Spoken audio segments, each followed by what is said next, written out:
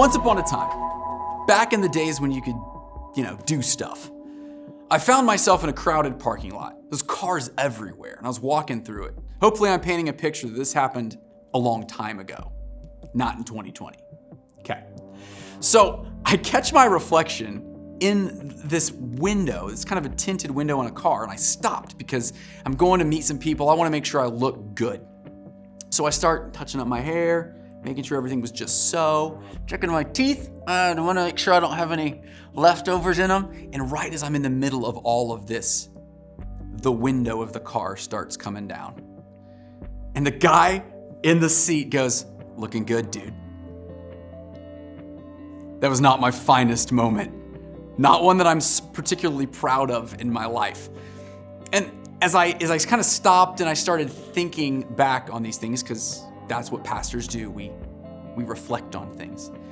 I started thinking, man, that is just the most clear picture of pride, isn't it? Just being so totally focused on yourself that you miss the fact that there was someone else 2 feet away from my face. That's exactly what I hope I am not. I truly hope that my life is not categorized and characterized by pride of that magnitude, because it was crazy. I was so oblivious to what was right in front of me. Really kind of made me mad. And I started to sort of freak out a little bit.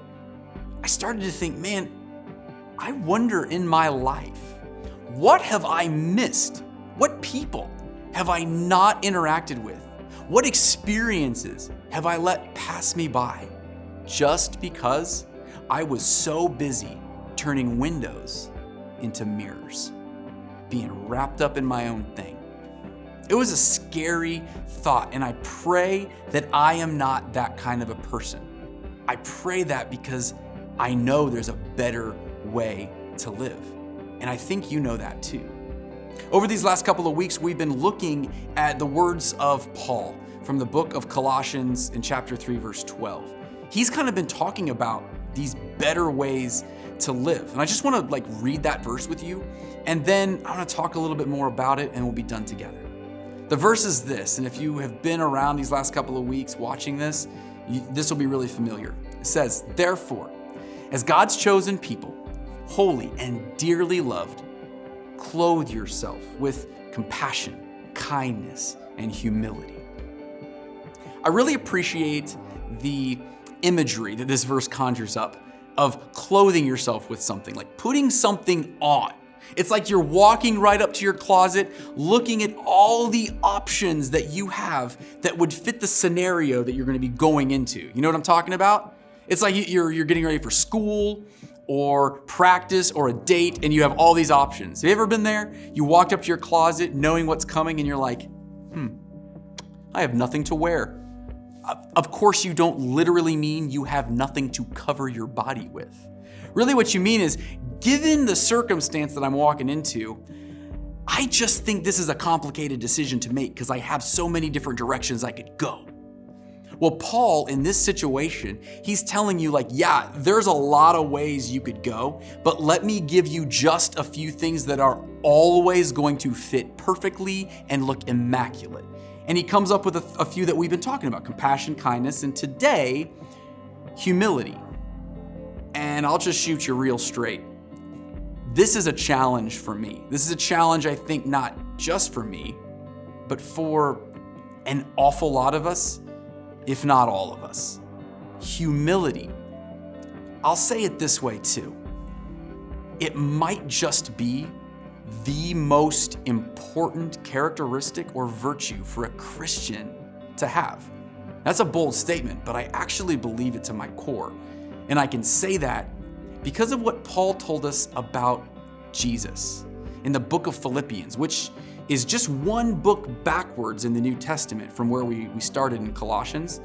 Jesus' mindset was a totally different thing than where most of us can get. Paul tells us about it in chapter 2, starting in verse 5.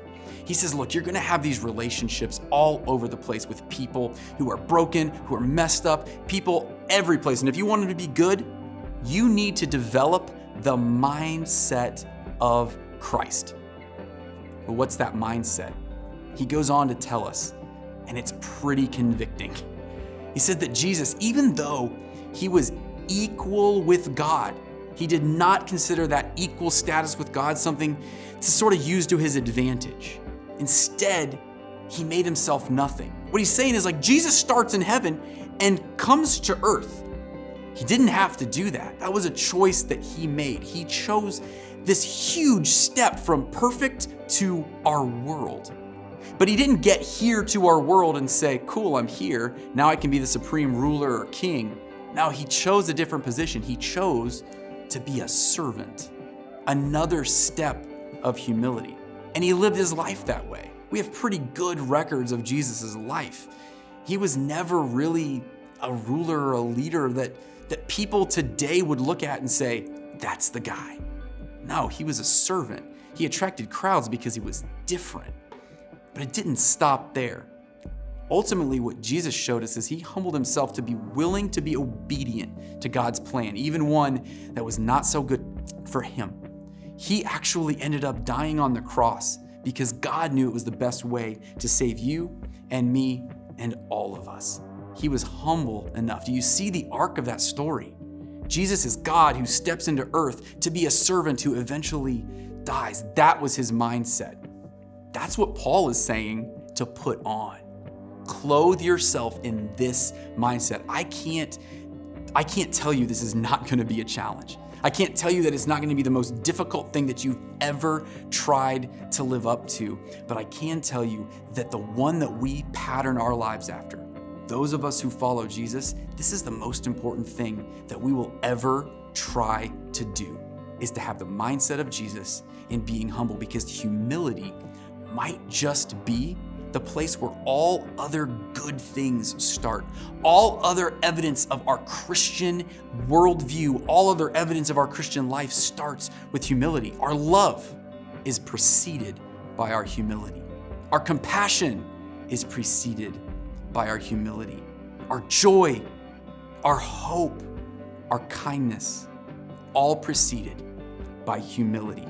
It was the defining character of Jesus' life, and I hope that for those of us who call ourselves Christ-centered difference makers, it would be the defining characteristic of our lives as well. But it's not common.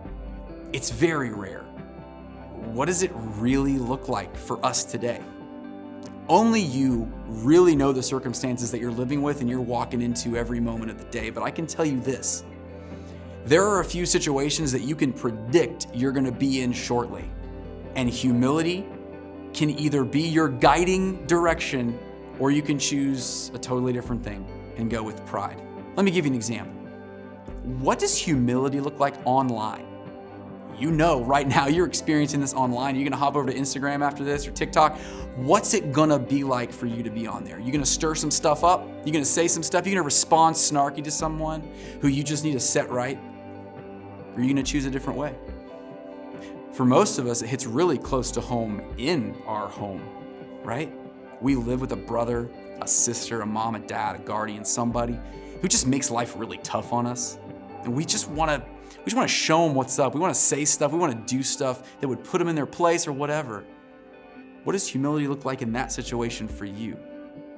It might be the most challenging thing that you'll ever do. And if you don't think you can get there, if you don't think you can start practicing it, let me just give you one challenge then.